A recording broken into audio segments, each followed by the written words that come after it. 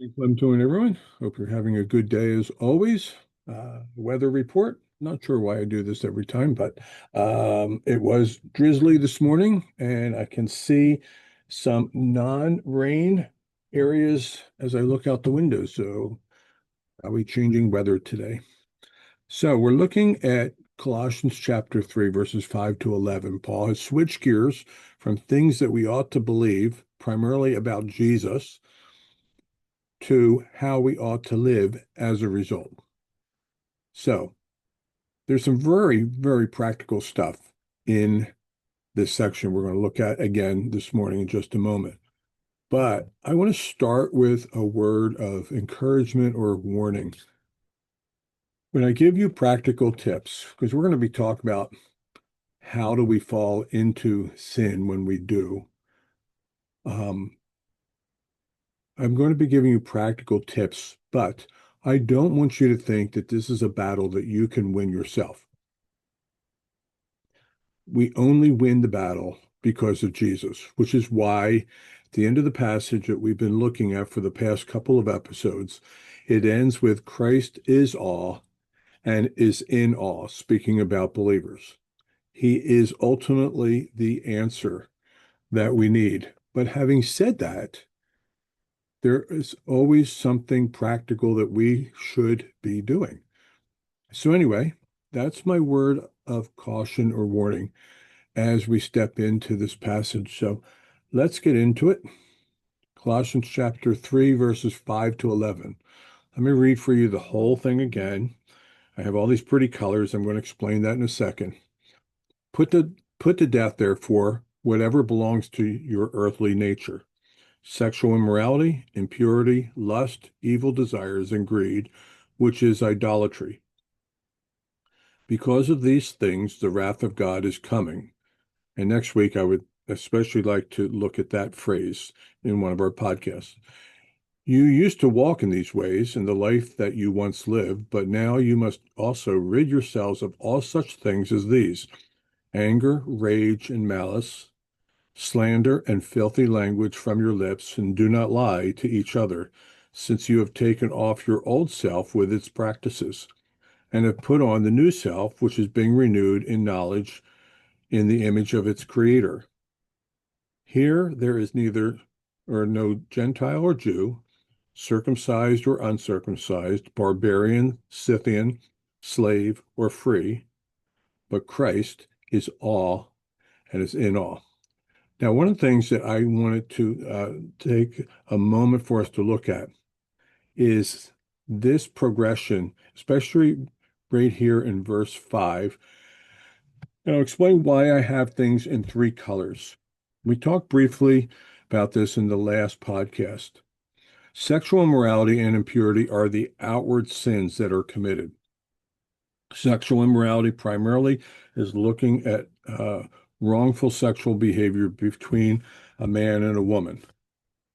The only sex that God actually has ordained for good reason is sex between a married man with his married wife, and with a married wife with her married man. All the rest of it is stepping outside of the guidance and boundaries and beauty that God has put in place for this gift of sexuality. Sexuality is not wrong. It was given to us in the garden as one of the wonderful blessings that God blessed humanity with. But sin being what it is, we have corrupted all of God's good gifts. In the garden, He gave us marriage, He gave us sex, He gave us food, He gave us work. And we have corrupted all four of those things. But sexual immorality is the outward expression of a sexual sin, as is impurity, which doesn't come as much to the surface when we just read in this passage, but it's probably looking at sex between two people of the same sex. And it doesn't matter whether they're married or not married, in love or not in love. God has said that is outside of his created order that he had made. It's a very deep subject. I don't want to Not here to hurt anybody, but this is the truth of God's word. Now, that's the outward expression. You have the inward struggle, lust, evil desires, and greed, which is idolatry. So let's come down to our little downward arrow thing going on here. At the heart of our struggle, well, let me back up and say this. A lot of times when we are dealing with sin in our lives, we tend to focus primarily on the outward expression of whatever it is that we do. Everybody's a little different, but everybody has their thing that they struggle with, okay? And we tend to look at that and try to fix that, which needs to be fixed. Obviously, it's wrong, but we try to fix that. And oftentimes we don't take time to consider what is driving that behavior. Then sometimes we actually take a step back and we start to say, well, why is it that I do that? And we start to look at ourselves and things going on inside. That would be the blue area. The green area is the actual expression in my chart. The blue area is the inward struggle. But what we often don't understand is that there is an even deeper root cause below that yet. And that root cause is idolatry. Idolatry is simply the replacing of God and the rightful place that he has in our lives with something else. We sometimes tend to think of it as physical idols. Okay? So this is my reading glasses, but let's pretend that it's a statue. And we tend to think of idolatry as in like what the children of Israel did, where they created a golden calf. I'll put it this way. They created a golden calf and they bowed down to it. Yeah, that is a form of idolatry. What this passage is trying to teach, just like in the Sermon on the Mount, when Jesus took some of the big sins, whether that was adultery or anger or other things, and he pointed to the root cause. So this is also what we're doing here with what the Apostle Paul wrote. Because it's easy to look at the golden calf and say, I don't do golden calves. I have no physical idols that are my gods in my house and in my life. That's good. But you have to look into the deeper, as Jesus did in the Sermon on the Mount and as Paul is doing here. There are subtle things that we allow to have in our lives, or we allow to start to take place in our lives, often unintentional, that begin to take the place that God should have, the primary place that God should have in our lives.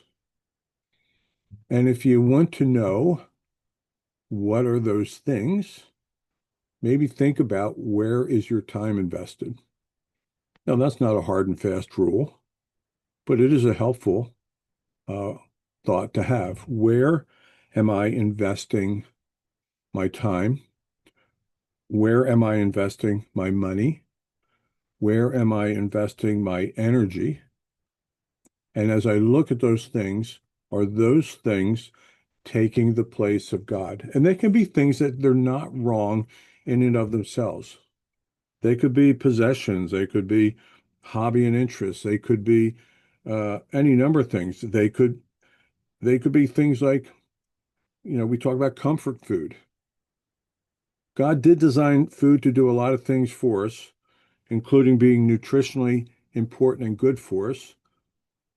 But also, I believe he created taste buds so that things would taste good, so food would bring us pleasure. That in and of itself is not sinful to enjoy eating. But to eat in order to meet emotional needs, to eat excessively in order to meet emotional needs, means we've begun to substitute something in our lives in the place of that. Now, that's a complicated thing also that I've just grossly simplified. I understand that. I'm just using it as an illustration. Any number of things in our lives can come to take the place, the rightful place that God should have at the top of our priority chart. And so when we come back and look, I think that what happens in many cases is that in subtle ways, ways that if we aren't careful, that we're not even aware of, we can fall into the, even as followers of Jesus, we can fall into the trap of idolatry. Once we fall into the trap of idolatry, it begins to affect our emotions, our thought life, and other areas inside of us. And so greed and evil desires, and even stronger now, lust begins to take hold in our lives. If we don't deal with it now, every step along the way gets harder and harder to deal with. The sooner you realize, you and I, that we are beginning to fall into the trap of idolatry, the easier it is to deal with. Greed and evil desires becomes more difficult to deal with. Lust becomes even more difficult to deal with. And God forbid that we fall into one of these categories down here.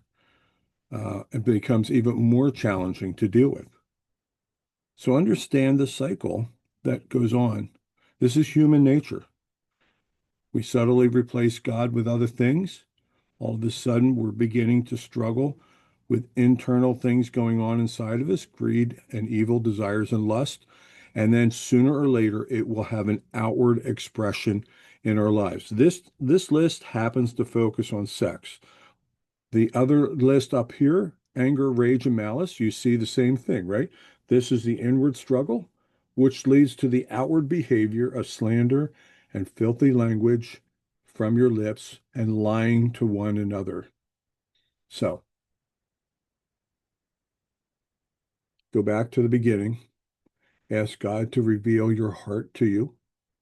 That's what the apostle, or that's what King David prayed in one of the Psalms, that God would reveal his heart to him because the heart is deceptive. Ask God to help us to understand our heart and where we're at.